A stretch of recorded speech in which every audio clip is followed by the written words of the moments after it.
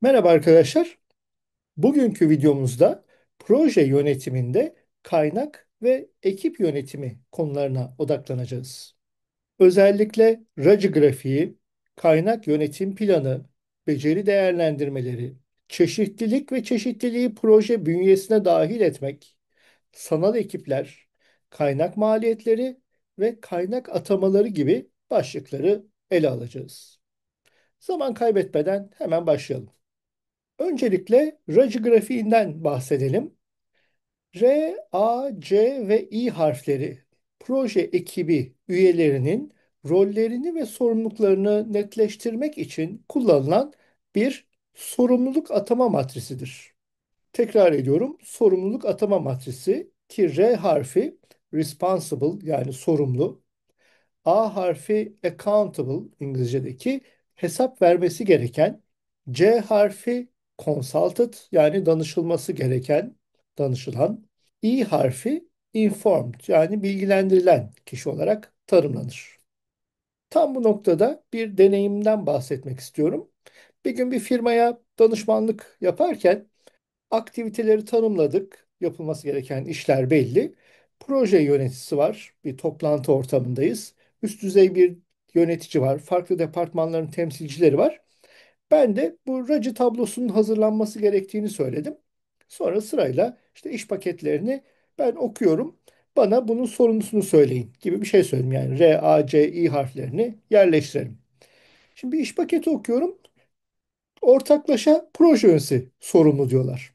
R harfini yazıyorum tabii ki. Bir başka iş paketi söylüyorum. Burada proje yöneticisi birazcık da deneyimsiz bir arkadaştı. Aralarına yeni katılmış. Ona da proje yöneticisi diyorlar. Bir başka iş paketi yine proje yöneticisi. Tamamladık. Yaklaşık %70, %80 iş paketlerinin hatta bazen aktivitelerin bilfiil sorumlusu proje yöneticisi gözüküyor. Güya ekipte 7-8 kişi var fakat işlerin çoğunu proje yöneticisi yapacak gibi bir durum ortaya çıktı. Tabii hemen müdahale ettim. Söylediğim şey şu oldu.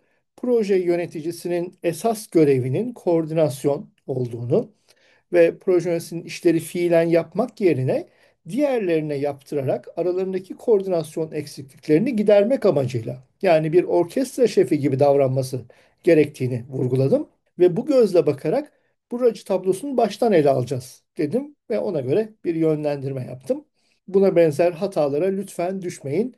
O racı tablosunu hazırlarken proje yöneticisini her iş paketine hatta her aktiviteye sorumlu olarak proje yöneticisini yazma hatasını lütfen yaşamayın. Bu arada bazı durumlarda bu tablo RASI yani C yerine S harfi olarak da karşımıza çıkar. Burada S support yani destek anlamına gelir.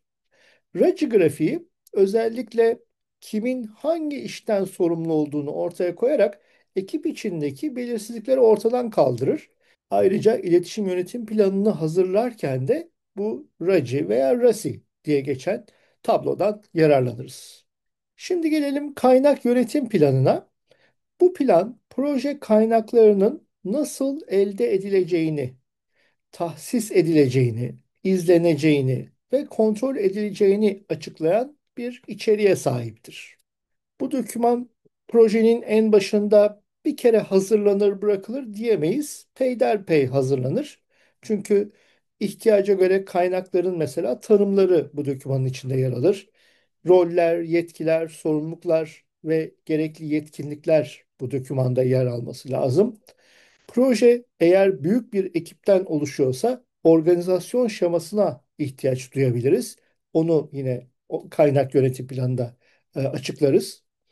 Örneğin ekibin alması gereken eğitim veya takım geliştirme stratejileri varsa bu dokümanda yer alır.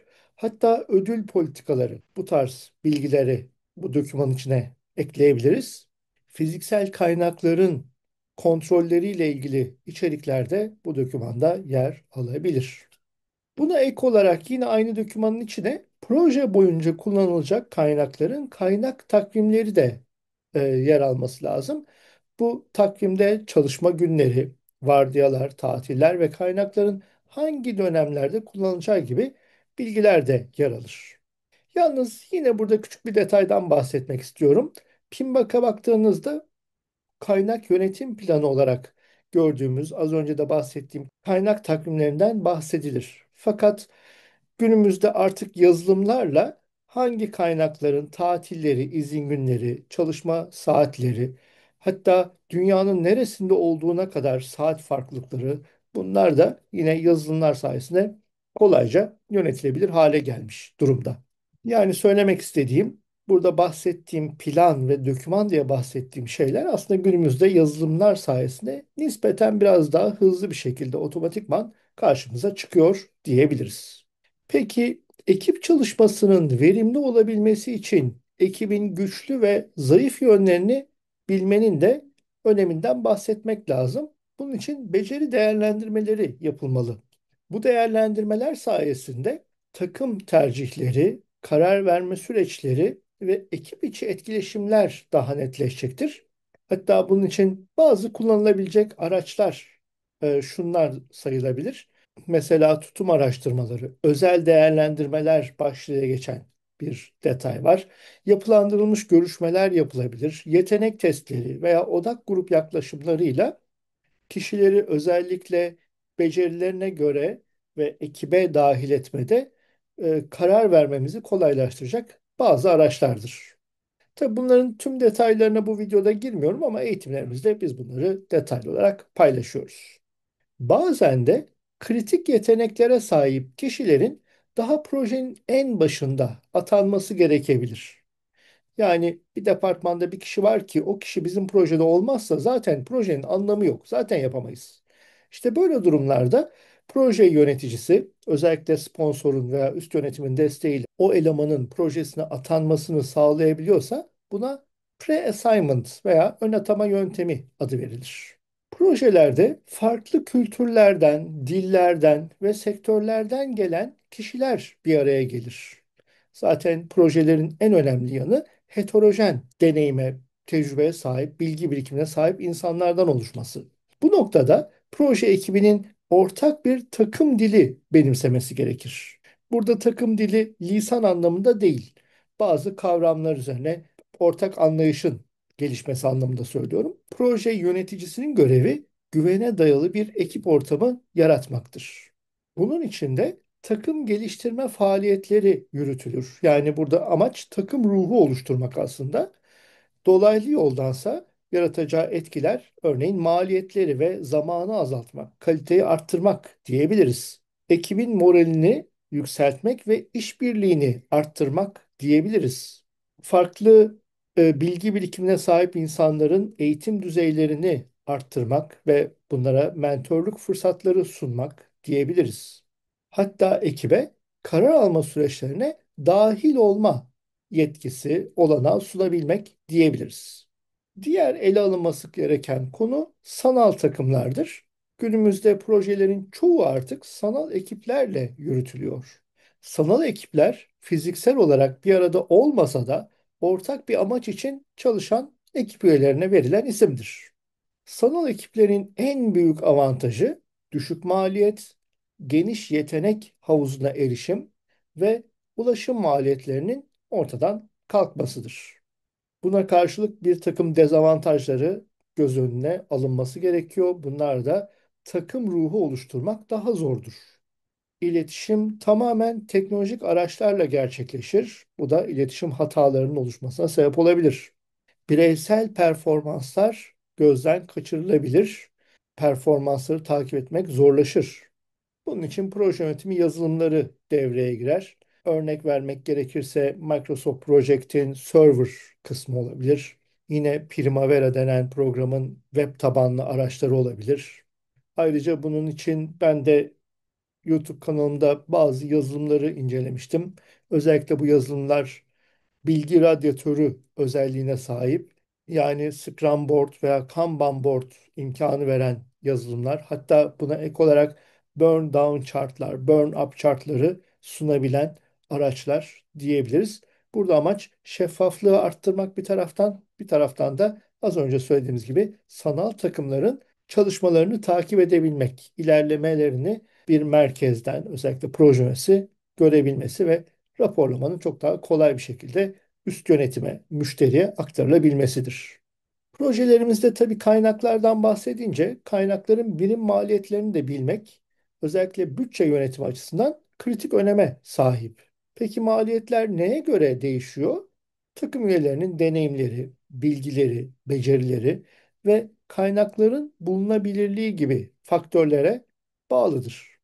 Bir taraftan maliyetleri düşünerek kaynak atamaları gerçekleştirilir projedeki aktivitelere ve bu atamalarla beraber bireylerin hangi faaliyette ne tip rolleri ve sorumlulukları olduğu ortaya çıkar. Bu bireyler arasındaki hiyerarşi, organizasyon şemasına bağlı olarak ortaya çıkar ve yine ekip üyelerinin bir zaman ekseninde ne kadar yoğun olduğunu gösteren bir içeriğe ulaşabiliriz. Farklı metotlara göre ekiplere görev atama süreçleri değişebilir. Örneğin prediktif yaklaşımda büyük bir hiyerarşik yapı varsa eğer proje yöneticisi nispeten daha üst makam, asları proje yöneticisi çekirdek ekipten oluşuyor. Daha da aşağıda onlarca insan ekip üyeleri olarak çalışıyor olabilir. Hal böyle olunca daha çok proje yöneticisi görevi atayan ve yapılan işleri de aşağıdan yukarıya doğru bekleyen kişi.